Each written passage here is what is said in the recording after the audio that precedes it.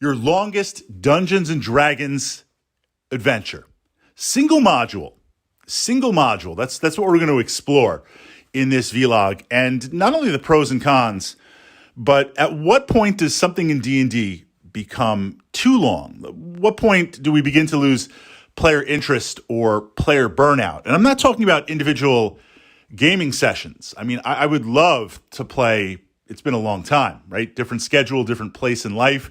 Most of my D&D games, whether they're tabletop or virtual, DM or player, they're about like 4 hours or so, 3 to 4 hours. And that's pretty good. I mean, there was a time that we were doing D&D for an hour and a half for a bit, but 3 to 4 hours I think is solid. There was a time, fond memories, Saturdays and Sundays playing D&D for like 8 to 10 hours a day.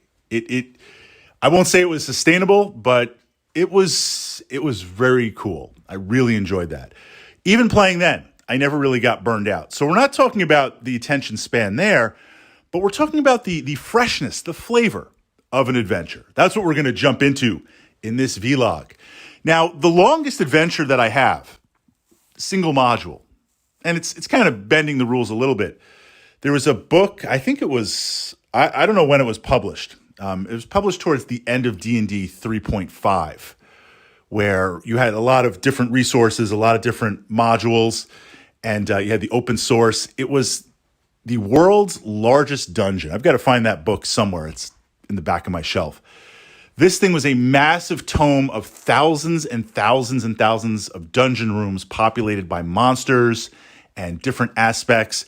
It was literally the beginning, the end, the ultimate dungeon adventure. And as far as I know, it's still the biggest dungeon adventure out there.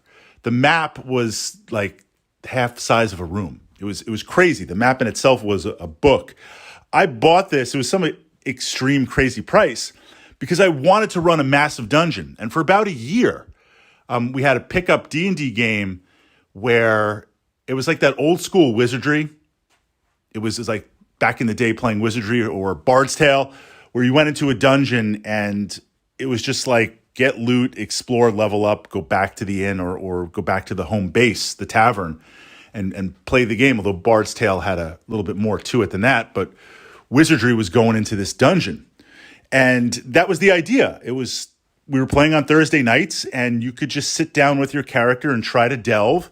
And if your character died, then I kept the character sheet and I made a mark on the dungeon map and you could recover your gear. Someone else might discover your gear. So we had players dropping in at different times, discovering players that didn't make it out of the dungeon. We had one player that was actually captured, became an NPC, got his player back. A lot of fun. It was a long adventure. So I put that aside as a framework because that was like a novelty. That was something specific. But kind of classic D&D adventures, I would think one of the longest that I've played, both as a player and as a DM. Well, I was going to narrow it down to one, but I'm going to give it two. Modern one would be Curse. You kind of walk through this mist. You're in Vampire Land. You're like, where's point A, point B, point C? You find out it's open sandbox. You find out you could encounter the Vampire Lord at different points. And when you encounter him, because he's moving around too real time as you're exploring around real time, you might not be ready for it. So maybe you want to get some info. Maybe you want to attack and retreat. Maybe you want to try and force the Vampire Lord to a certain place. And there's NPCs and other things. That's kind of like an open sandbox adventure. And by its very nature, we're not even talking about players that are like, I want to suck up every gold piece and every experience point in this adventure, knocking down every door just to fight every single orc and goblin for that extra 10 or 15 experience divided by 6 players. You do that. You have a large party. I love big games, but I have a large party and you adventure for the night and you're like, okay, dive up the experience. And I crunch the numbers and I'm like, each player gets 380 experience points. And you're like, wait, what? Well, we spread it out. Curse was certainly a long game, but it's by its nature very open sandbox. It could also be a shorter type game.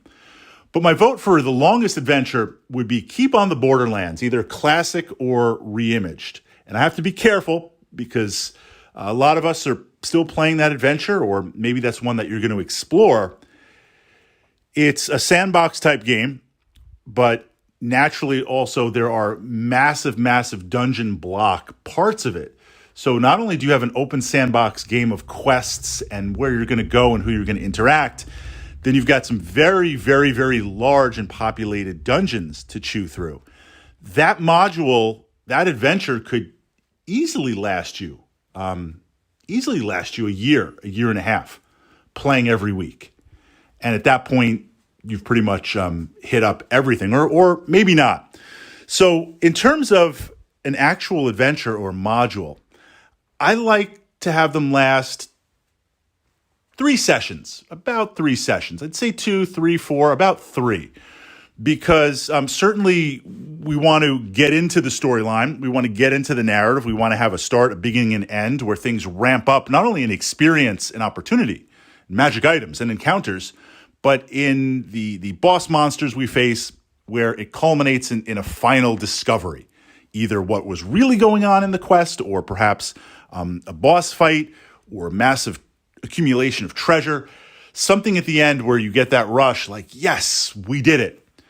I don't want to drag it out much more than that, because then the story kind of gets stale, and I find players start to look and say, well, I wonder how this is going to end, and you start kind of losing interest. You start kind of losing focus on it. I'm not talking about a DM not engaging or the players not having a good time.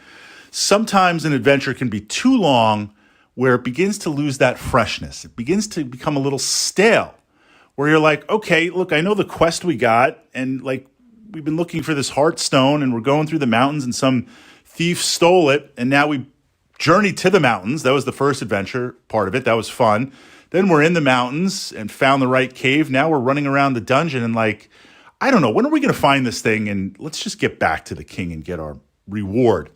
So about three gaming sessions is what I strive for. And again, I'm talking about individual modules. It's different if you were like, when we play through Dragonlance and we play through Kryn, we do about 5 modules, about 3 or 4 sessions each. I mean, it's AD&D, so the system is a little bit slower with how it works. And some of those modules, no spoilers, are combat heavy or following the narrative of the books of the War of the Lance. They're a little bit, you explore a little bit more, looking for certain things like the discs. You might find them early on, you might find them later.